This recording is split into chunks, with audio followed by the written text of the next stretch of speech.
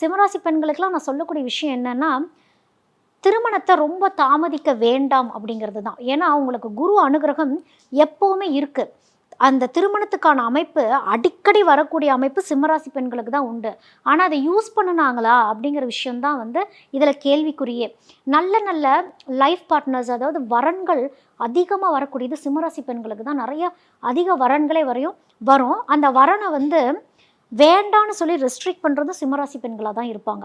So அது பண்ணக்கூடாது. அதாவது குருவ ரொம்பவும் அலட்சியப்படுத்தக்கூடாது.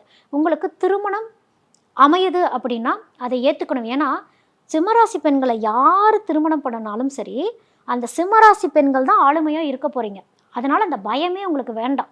நான் போய் கஷ்டப்பட போறேனா? அப்படின்னா, யார திருமணம் பண்ணக்கூடாது அப்படின்னா, நீங்க நெருப்பு ராசியே ஆனாலும், மேஷமும், தனுசும் வேண்டாம். ஆனா, மேஷமும், தனுசு கிட்ட தான் உங்களுக்கு அட்ராக்ஷனே இருக்கும். எல்லாம் சொல்லுவாங்க, அதே நெருப்பு ராசி, நீர் ராசி அவங்களே திருமணம் பண்ணிக்கிட்டா நல்லா தானே இருக்கும் அப்படின்னா, இந்த நெருப்புலயே வேறுபாடுகள் அப்படிங்கிறது உண்டு. அதாவது மேஷ ராசியோட நெருப்பு தன்மைங்கிறது வேற. சிம்ம ராசியோட நெருப்பு தன்மைங்கிறது வேற.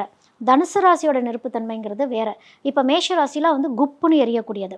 இப்போ சிம்ம ராசி அப்படின்னு பார்க்குறப்போ, நீங்கலாம் வந்து வெளிச்சம் கொடுக்கக்கூடிய ஒரு அமைப்புல இருக்கக்கூடியவங்க. தனுசு ராசி ஆண்கள் அப்படின்னு பார்க்குறப்போ, திரி மாரி.